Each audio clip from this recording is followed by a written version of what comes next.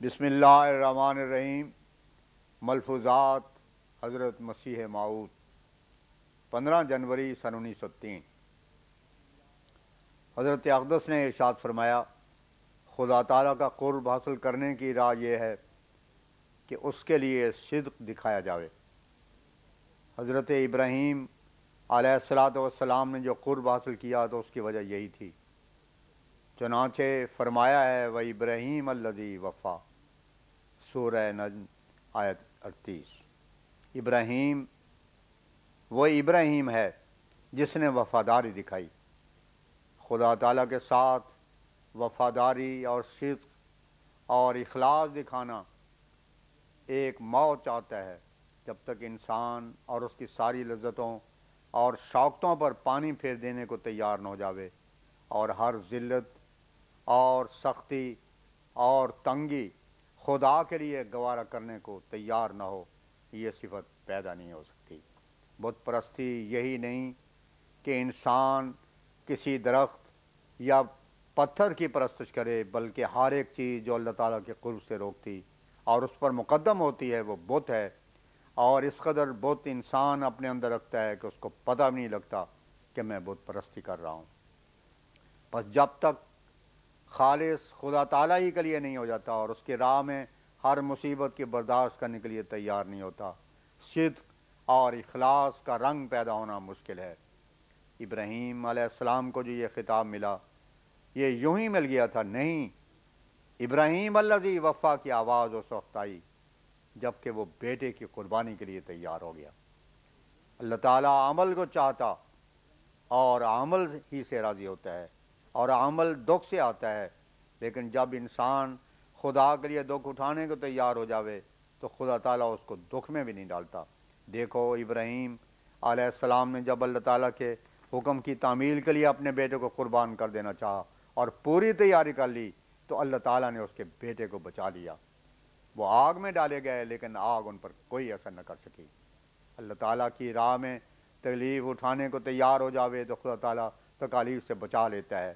ہمارے ہاتھ میں جسم تو ہے، روح نہیں ہے، لیکن اس میں کوئی شک نہیں کہ روح کا تعلق جسم سے ہے اور جسمانی امور کا اثر روح پر ضرور ہوتا ہے۔ اس لیے یہ کبھی خیال نہ کرنا چاہیے کہ جسم سے روح پر کوئی اثر نہیں پڑتا۔ جس قدر اعمال انسان سے ہوتے ہیں وہ اسی مرکب صورت سے ہوتے ہیں۔ الگ جسم یا اکیلی روح کوئی نیک یا بد عمل نہیں کرتی۔ یہی وجہ ہے کہ جزا سزا میں بھی دونوں کے متعلقات کا لحاظ رکھا گیا ہے۔ بعض لوگ اسی راز کو نہ سمجھنے کی وجہ سے اعتراض کر دیتے ہیں کہ مسلمانوں کا بہشت جسمانی ہے، حالانکہ وہ اتنا نہیں جانتے جب اعمال کے صدور میں جسم ساتھ تھا تو جزا کے وقت الگ کیوں کیا جاوے؟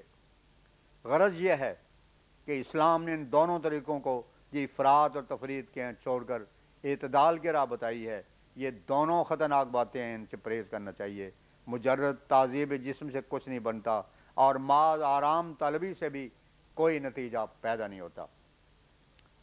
ایک مرتبہ ایک شخص میرے پاس نور محمد نام ٹانڈا سے آیا تھا۔ اس نے کہا کہ غلام محبوب سبحانی نے ولی ہونے کا سرٹیفکیٹ دے دیا ہے، اب ولایت کا معیار یہی رہ گیا ہے کہ غلام محبوب یا کسی نے سرٹیفکیٹ دے دیا، حالانکہ ولایت ملتی نہیں جب تک انسان خدا کے لیے موت اختیار کرنے کے لیے تیار نہ ہو جاوے۔ دنیا میں بہت سے لوگ اسی قسم کے ہیں جن کو کچھ بھی معلوم نہیں کہ وہ دنیا میں کیوں آئے ہیں، حالانکہ یہی پہلا سوال ہے جس کو اسے حل کرنا چاہیے۔ خود شناسی کے بعد خدا شناسی پیدا ہوتی ہے۔ جب وہ اپنے فرائض کو سمجھتا ہے اور مقاصد زندگی پر غور کرتا ہے، اسے معلوم ہوتا ہے کہ میری زندگی کی غرض خدا شناسی ہے، اور اس پر ایمان لاتا اور اس کی عبادت کرتا ہے، تب وہ فرائض کو ادا کرتا اور نوافل کو شناخت کرتا ہے۔ وہ روحانیت جو ایمان کے بعد پیدا ہوتی ہے، اب اسے تلاش کرو کہ کہاں ہے۔ نہ مولویوں میں ہے، نہ راگ سننے والے صوفیوں میں۔ یہ گوسالہ صورت ہیں، روحانیت سے بے خبر ہو کر 1000 سال تک بھی اگر مغز مارتے رہیں تو کچھ نہیں بنتا۔ یہ لحوم اور دماغ ہیں، تقویٰ نہیں۔ پھر لحوم اور دماغ اللہ تعالیٰ کو کیسے پہنچ سکتا ہے؟ دیریا روح کا ہی انکار کرتا ہے اور کہتا ہے کہ کوئی چیز ہے ہی نہیں، اور پھر کہتے ہیں کہ حشر اسات کوئی چیز نہیں۔ یہاں روح تعلیم پا کر آئندہ کیا کرے گی؟ یہ خیالی باتیں ہیں، ان میں معقولیت نہیں ہے۔ اگر روح کوئی چیز نہیں ہے تو پھر یہ کیا بات ہے کہ جسم پر جو فعل واقع ہوتے ہیں ان کا اثر اندرونی قوتوں پر بھی پڑتا ہے۔ مثلا اگر مقدمہ راس پر چوٹ لگ جائے تو اس فساد کے ساتھ انسان مجنون ہو جاتا ہے یا حافظہ جاتا رہتا ہے۔ مجنونوں کی روح تو وہی ہے، نقص تو جسم میں ہے۔ جسم کا اگر اچھا انتظام نہ رہے تو روح بیکار ہو جاتی ہے، وہ بدون جسم کسی کام کا نہیں ہے، اس لیے ہمیشہ جسم کی محتاج ہے۔ حص کا انتظام عمدہ ہو، روحانی حالت بھی اچھی ہوگی۔ چھوٹے بچے میں کیوں اتنی سمجھ نہیں ہوتی کہ وہ عواقب الامور کو سمجھ سکے؟ اس کی وجہ یہی ہے کہ ان میں ابھی قوا کا نشو و نما کامل نہیں ہوتا۔ اسی طرح پیٹ میں جو نطفہ جاتا ہے کسی کو کچھ معلوم نہیں کہ روح اس کے ساتھ کہاں سے چلی جاتی ہے۔ اس کے ساتھ ہی دراصل ایک مخفی قوت چلی جاتی ہے جو انبساط اور نشاط کا باعث ہوتی ہے۔ اسی طرح اناج میں بھی وہی کیفیت چلی آتی ہے۔ اسی کی طرف مولوی رومی نے اشارہ کر کے کہا، ہفت صد افتاد قالب دیدام ہم چو سبزہ بارہا رویدام۔ نافہم اور کوڑ مغز لوگوں نے اس شعر کو تناسق پر حمل کر لیا ہے اور کہتے ہیں کہ اس سے تناسق ثابت ہوتا ہے، مگر ان کو معلوم نہیں کہ یہ دراصل تغیرات نطفہ کی طرف ایما ہے، یعنی جن تغیرات سے نطفہ تیار ہوتا ہے اس کو اس شعر میں ظاہر کیا گیا ہے۔ شاید بہت تھوڑے آدمی ایسے ہوں گے جن کو یہ معلوم ہو کہ نطفہ بہت سے تغیرات سے بنتا ہے۔ جس اناج سے نطفہ بنا ہے، نطفے کی حالت میں آنے سے پہلے اللہ تعالیٰ نے اس کو بہت سے تغیرات میں ڈالا ہے اور پھر اس کو محفوظ رکھا ہے، کیونکہ وہ درحقیقت نطفہ ہے۔ اپنے وقت پر وہ پیسا بھی جاتا ہے اور اس سے روٹی بھی تیار کی جاتی ہے، لیکن وہ محفوظ کا محفوظ چلا آتا ہے۔ آج کل نطفے کے متعلق جو تحقیقات ہوئی ہے تو ڈاکٹر کہتے ہیں کہ اس میں کیڑے ہوتے ہیں، یہ الگ امر ہے، لیکن اس میں کوئی شک نہیں کہ اصل میں وہ ایک قوت ہے جو برابر محفوظ چلی آتی ہے۔ ممکن ہے کہ جو کچھ ڈاکٹروں نے سمجھا ہو وہ اسی قوت کو سمجھا ہو۔ ہر اناج کے ساتھ انسانیت کا خاصہ نہیں، بلکہ وہ جوہر قابل الگ ہی ہے اور اس کو وہی کھاتا ہے جس کے لیے وہ مقدر ہوتا ہے، اور وہ اسی دن کے لیے مقدر ہوتا ہے۔ وہ نطفہ جس میں روحانیت کی جڑ ہے بڑھتا جاتا ہے یہاں تک کہ مضغہ، علقہ وغیرہ 6 حالتوں میں سے گزرتا ہے، اور ان 6 تغیرات کے بعد ثم انشأناه خلقا آخر، المومنون آیت 15 کا وقت آتا ہے۔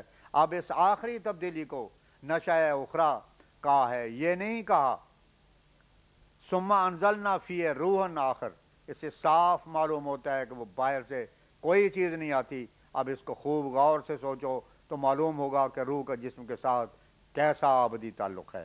پھر یہ کیسی بیہودگی ہے جو کہا جاوے کہ جسم کا روح کے ساتھ کوئی تعلق نہیں ہے۔ یہ کس قدر زبردست ثبوت روح کی ہستی کا ہے، اس کو کوئی معمولی نگاہ سے دیکھے تو اور بات ہے، لیکن معقولیت اور فلسفے سے سوچے تو اس سے انکار نہیں کر سکتا۔ اسی طرح ایک اور بات بھی قابل غور ہے کہ دنیا میں کبھی کوئی شخص کامیاب نہیں ہوا جو جسم اور روح دونوں سے کام نہ لے۔ اگر روح کوئی چیز نہیں تو ایک مردہ جسم سے کوئی کام کیوں نہیں ہو سکتا؟ کیا اس کے سارے قوا اور اعضاء موجود نہیں ہوتے؟ اب یہ بات کیسی صفائی کے ساتھ سمجھ میں آتی ہے کہ روح اور جسم کا تعلق جبکہ ابدی ہے، پھر کیوں کسی ایک کو بیکار قرار دیا جاوے؟ فرمایا دعا کے لیے بھی یہی قانون ہے کہ جسم تکلیف اٹھاوے اور روح گداز ہو، اور پھر صبر اور استقلال سے اللہ تعالیٰ کی ہستی پر ایمان لا کر حسن ظن سے کام لیا جاوے۔ ہر ایک کام کے لیے زمانہ ہوتا ہے اور سعید اس کا انتظار کرتے ہیں۔ جو انتظار نہیں کرتا اور چشم زدن میں چاہتا ہے اس کا نتیجہ نکلاوے، وہ جلد باز ہوتا ہے اور بامراد نہیں ہو سکتا۔ میرے نزدیک یہ بھی ممکن ہے اور ہوتا ہے کہ دعا کے زمانے میں ابتلا کے طور پر اور بھی ابتلا آ جاتے ہیں، جیسے حضرت موسیٰ علیہ السلام جب بنی اسرائیل کو فرعون کی غلامی سے نجات دلانے کے لیے آئے تو ان کو پہلے مصر میں فرعون نے یہ کام دیا ہوا تھا کہ وہ آدھا دن اینٹیں پاتھا کریں اور آدھا دن اپنا کام کیا کریں، لیکن جب حضرت موسیٰ علیہ السلام نے ان کو نجات دلانے کی کوشش کی تو پھر شریروں کی شرارت سے بنی اسرائیل کا کام بڑھا دیا گیا اور انہیں حکم ملا کہ آدھا دن تم اینٹیں پاتھو اور آدھا دن گھاس لایا کرو۔ حضرت موسیٰ علیہ السلام کو جب یہ حکم ملا اور انہوں نے بنی اسرائیل کو سنایا تو وہ بڑے ناراض ہوئے اور کہا کہ موسیٰ خدا تم کو وہ دکھ دے جو ہم کو ملا ہے، اور بھی انہوں نے موسیٰ علیہ السلام کو بد دعائیں دیں، مگر موسیٰ علیہ السلام نے ان کو یہی کہا کہ تم صبر کرو۔ تورات میں یہ سارا قصہ لکھا ہے کہ جوں موسیٰ علیہ السلام انہیں تسلی دیتے تھے وہ اور بھی بڑا فروختہ ہوتے تھے۔ آخر یہ ہوا کہ مصر سے بھاگ نکلنے کی تجویز کی گئی، اور مصر والوں کے کپڑے اور برتن وغیرہ جو لیے ہوئے تھے وہ ساتھ ہی لے آئے۔ جب حضرت موسیٰ علیہ السلام قوم کو لے کر نکل آئے تو فرعون نے اپنے لشکر کو لے کر ان کا تعاقب کیا۔ بنی اسرائیل نے جب دیکھا کہ فرعونیوں کا لشکر ان کے قریب ہے تو وہ بڑے ہی مضطرب ہوئے۔ چنانچہ قرآن شریف میں لکھا ہے کہ اس وقت وہ چلائے اور کہا انا لمدرکون، الشعراء آیت 62۔ اے موسیٰ ہم تو پکڑے گئے، مگر موسیٰ علیہ السلام نے جو نبوت کی آنکھ سے انجام کو دیکھتے تھے انہیں یہی جواب دیا، کلا ان معی ربی سیہدین، الشعراء آیت 63۔ ہرگز نہیں، میرا رب میرے ساتھ ہے۔ تو رات میں لکھا ہے کہ انہوں نے یہ بھی کہا کہ کیا مصر میں ہمارے لیے قبریں نہ تھیں، اور یہ اضطراب اس وجہ سے پیدا ہوا کہ پیچھے فرعون کا لشکر اور آگے دریائے نیل تھا، وہ دیکھتے تھے نہ پیچھے جا کر بچ سکتے ہیں اور نہ آگے جا کر، مگر اللہ تعالیٰ قادر مقتدر خدا ہے۔ دریائے نیل میں سے انہیں راستہ مل گیا اور سارے بنی اسرائیل آرام کے ساتھ پار ہو گئے، مگر فرعونیوں کا لشکر غرق ہو گیا۔ سید احمد خان صاحب اس موقع پر لکھتے ہیں کہ یہ جوار بھاٹا تھا، مگر ہم کہتے ہیں کہ کچھ ہو، اس میں کوئی شبہ نہیں ہو سکتا کہ یہ عظیم الشان معجزہ تھا جو ایسے وقت پر اللہ تعالیٰ نے ان کے لیے راہ پیدا کر دی، اور یہی متقی کے ساتھ ہوتا ہے کہ ہر ضیق سے اسے نجات ملتی اور راہ ملتی ہے۔ یجعل لہ مخرجا، سورہ طلاق آیت 3۔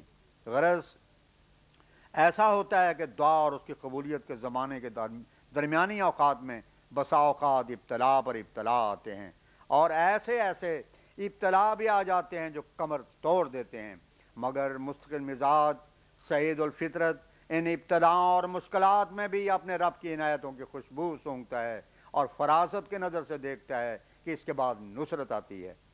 ان ابتلاؤں کے آنے میں ایک سر یہ بھی ہوتا ہے کہ دعا کے لیے جوش بڑھتا ہے، کیونکہ جس قدر استرار اور اضطراب بڑھتا جاوے گا اسی قدر روح میں گدازش ہوتی جائے گی، اور یہ دعا کی قبولیت کے اسباب میں سے ہے۔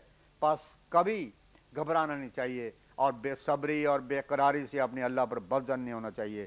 یہ کبھی بھی خیال کرنا چاہیے کہ میری دعا قبول نہ ہوگی، یہ نہیں ہوتی۔ ایسا وہم اللہ تعالیٰ کی اس صفت سے انکار ہو جاتا ہے کہ وہ دعائیں قبول فرمانے والا ہے۔